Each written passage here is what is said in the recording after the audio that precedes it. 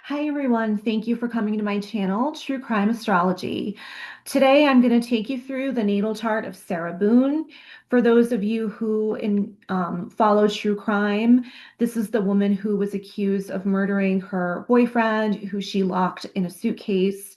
So it's of a very bizarre, unusual crime. She's quite a bizarre person, and so I'm going to take you through the planets in her chart, the signs that they're in, and the aspects that they're making to one another so that we can really understand who she is underneath the surface of what we've seen in the media, try and kind of get some clues about what could have led her to commit this crime. Her date of birth is October 10th, 1977, and I do know that she was born in Atlanta, Georgia. Per usual, I don't have a birth time, so I have her at 12 o'clock p.m. for her birth time. The first thing that I want to bring up, interestingly enough, is that her moon is in Virgo. And I bring this up not because, I think that if you have your moon in Virgo, it means you're a bad person or you're a criminal. But I've done, I think, like 9 or 10 videos so far on my channel. And I'm starting to notice a bit of a pattern with the female offenders and them having their moon in Virgo. So Donna Adelson had her moon in Virgo. Shonda Vander Ark had her moon in Virgo. Sarah Boone has it. And then someone else I'm going to do a video on pretty soon, Betty Broderick, has her moon in Virgo.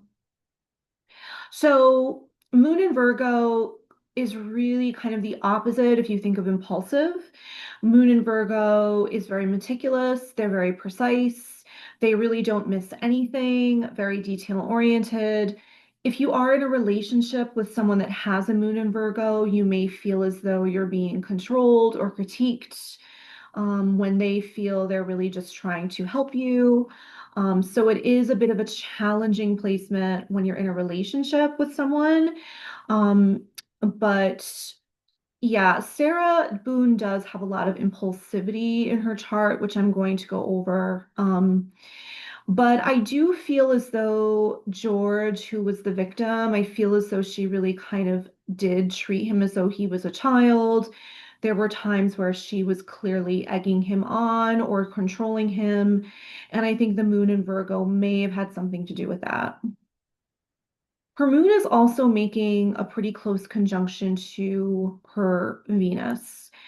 And this aspect makes someone likely to want something that they feel they need.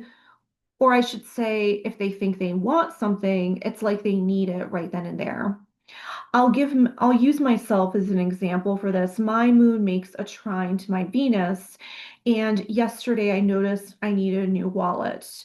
The wallet I had was covered in paint for a project that I had done yesterday morning. And so instead of waiting until today, I felt like, I had this idea that I had to get it yesterday. I could have waited till today, but it didn't matter. I was really determined to go to the store, wait out the crowds, you know, um, and just get it done. So that's a bit of an example when someone has Moon making an aspect to Venus. They not only feel they need something, they really want it. They want it right then and there. And it's interesting that it's in the ninth house in this chart because the ninth house has to do with legal matters. So I have a feeling that this energy really accounted for the amount of attorneys she had working for her. I think she had like at least 5 or 6 attorneys that ended up removing themselves from her case before the trial because they just found her too difficult to work with. So this would say when it came to legal matters, she could have been quite demanding about what she felt she wanted and therefore needed to have happen right away. So patience does not come easily to her at all. Her Venus and her Mercury are also in mutual reception to one another. I'm going to explain what that means. So her Venus is in Virgo, which is ruled by her Mercury, which is in Libra, and that is ruled by Venus. So it just goes back and forth between each planet. They're really just bouncing back and forth between each other. They're really not talking to anybody else in that manner. And so what that means is that there's mutual reception between these two planets. And so she gets mixed up about what's logical and real versus what she wants. So for her, she might have a tendency to say to herself, I want this, so this must be the case. Or I feel this way, so it must be real. She has a stellium in Libra, and I have, it doesn't involve the Uranus, by the way. I didn't mean to include that in the circle.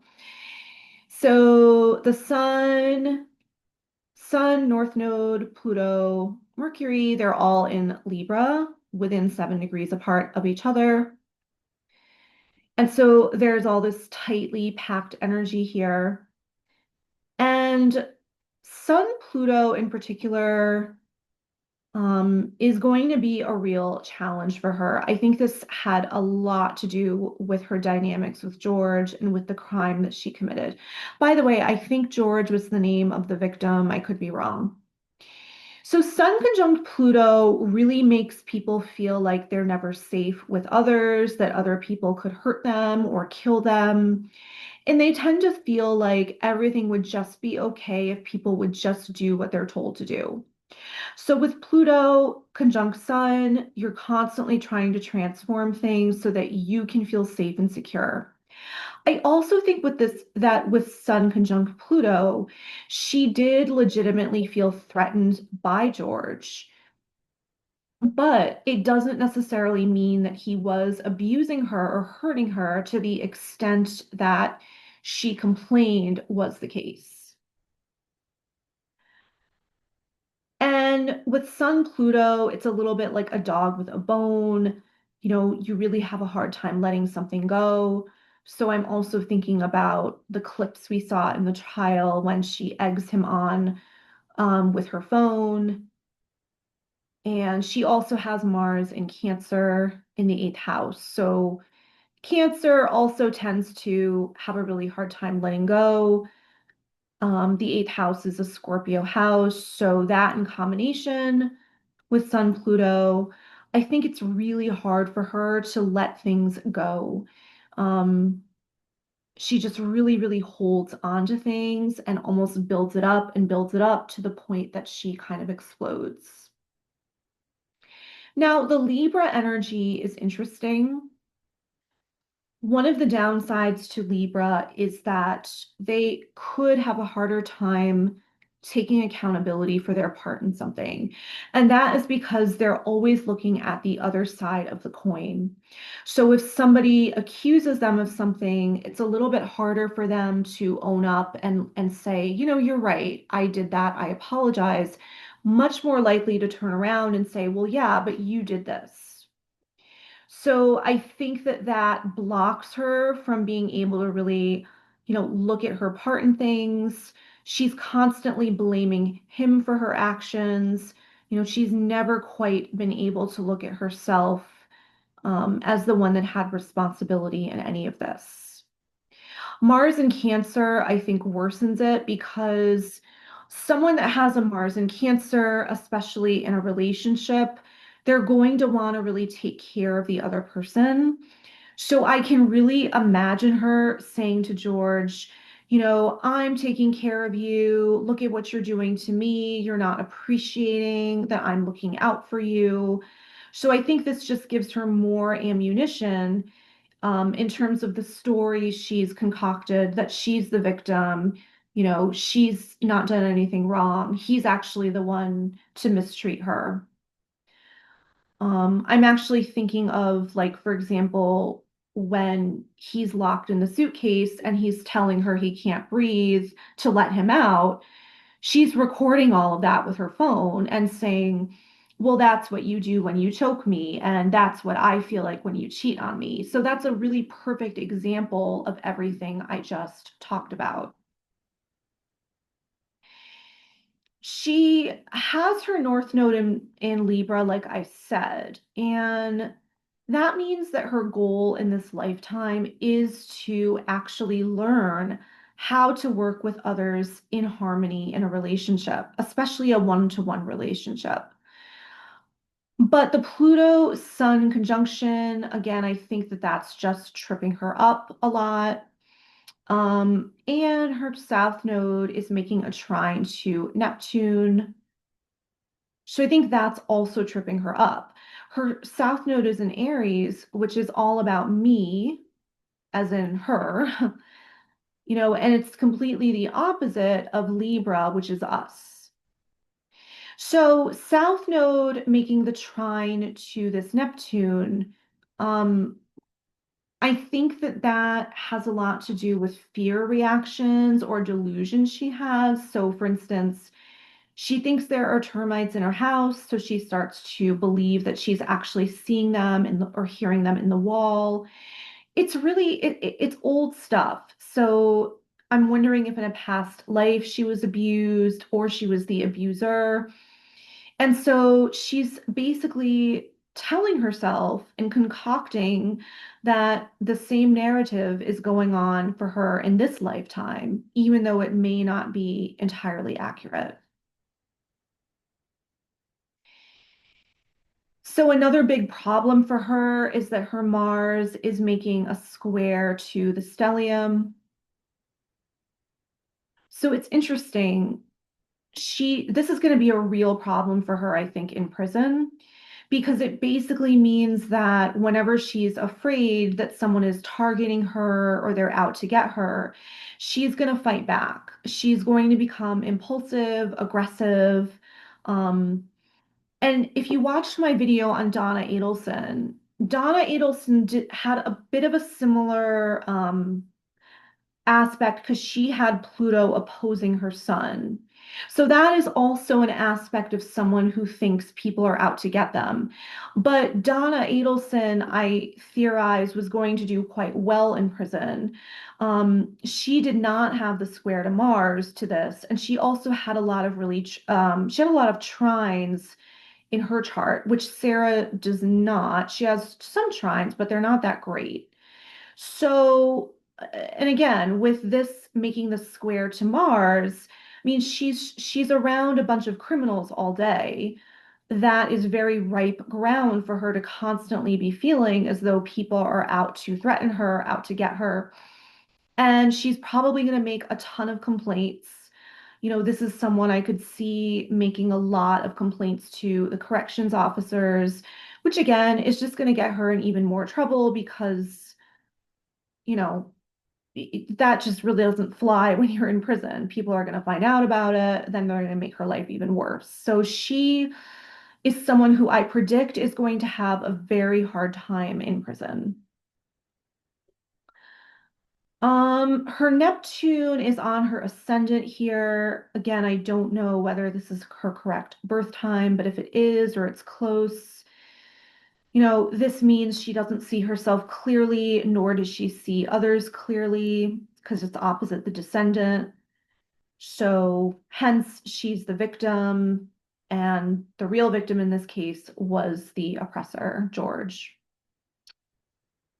She also has Jupiter making a trine to her Uranus.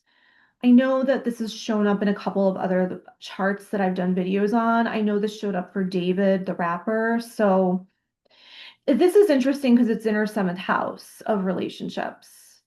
So she can become quite impulsive with this trine. She also may have become quite creative in terms of problem solving or coming up with solutions to her relationship with George. So, when I'm saying that because Uranus is unusual, it's different, it's out of the box. So her way of solving problems could have been unusual, different. She didn't say the usual things that people might, which are, let's stop drinking together, let's get sober together, let's go to couples therapy.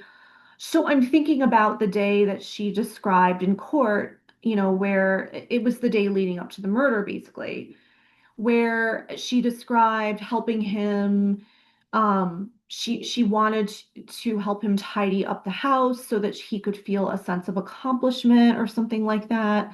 Again, I really see Moon and Virgo there.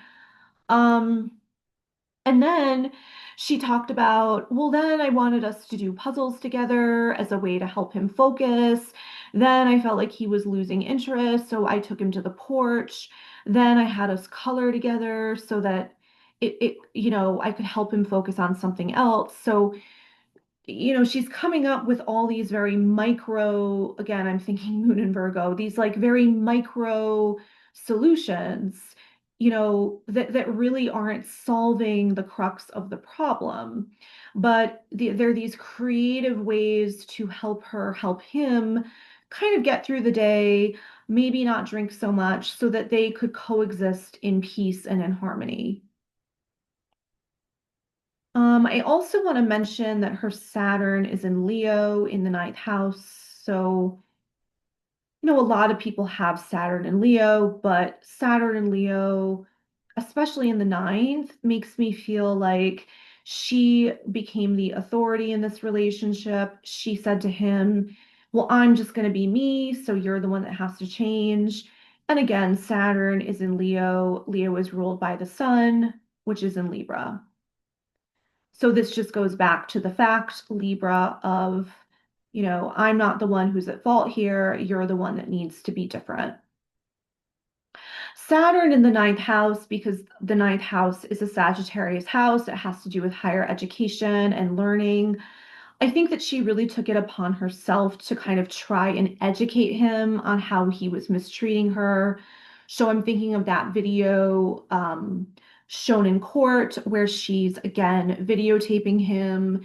He's not doing anything. I think he's drunk, he's sitting on the floor, and she's just kind of yelling at him, berating him, scolding him, treating him like a child. So I think that she really took it upon herself to try and educate him, teach him about all the ways that he was treating her badly. She does have Jupiter square her Mercury. And then, of course, like I said, she has Mars squaring everything as well here. So Jupiter and Cancer, they're Jupiter in Cancer, Mars in Cancer, they're both ruled by the moon, which represents her feelings. So there's all this back and forth energy, and her thinking, Jupiter square Mercury, she's thinking a lot. She's quite obsessive. She's overestimating things, overestimating the situation. And then she's doing that, which makes the aspect to the stellium. And then she's doing Mars, which makes the aspect. So there's thinking and then there's doing. There's thinking and then there's doing. It's bing, bing, bing. It's kind of like a slot machine or ping pong. I see her as someone whose mind is just constantly going. She's going from thought to action to thought to action. She doesn't really take the time to slow down, which is a theme that I've talked about in a lot of these cases. Something else, a couple of other things I think are interesting. So Chiron is in her fifth house here. And the fifth house, of course, has to do with children and having children. If this were an accurate birth time, she would have some kind of a wounding around having children. I do know that she has a son, and I believe her ex-husband has custody of him, and that her ex-husband had full custody of him when this case happened. So she may have had some real wounds around not being able to be a mother to him. Um, and I wonder if she kind of made George her child. She may have made him this substitute child so that she could sort of learn to heal herself, learn to heal him, having to do with Chiron in this house. I did sort of wonder about what in here may have showed us that she had this idea of perhaps carrying out a murder, of keeping him locked up in a suitcase, because it's such an unusual way to kill somebody. The only thing I could see based on this birth time is all of this Libra energy because it's an air, and her sun in particular is in Libra. So, in effect, she cut off his air supply. Um, she controlled his air intake and suffocated him. I do wonder if in her real birth time, there is stuff in the 12th house. If this time were forward a little bit, there would be Uranus in the 12th house, maybe, or some of the stellium. So I'm thinking that, or I'm wondering that, because the 12th house, again, it has to do with restriction, constriction, confinement. So that may have also lended towards an idea of, oh, okay, he's in the suitcase, he can't bother me. This is a way that I'm going to make him just disappear and die. So that is my analysis of Sarah Boone's natal chart. I think, going to do another video on the transits to her planets at the time of the murder, because I think that there's a lot there that's interesting, and I haven't done that yet. So I want to see how that plays out and if you guys like that. Hit subscribe if you are interested in true crime and you're interested in astrology, you're interested in learning more about people in true crime in the media and their astrological birth charts. And let me know if there's anyone else you want me to feature in my videos. Stay tuned and thank you for watching.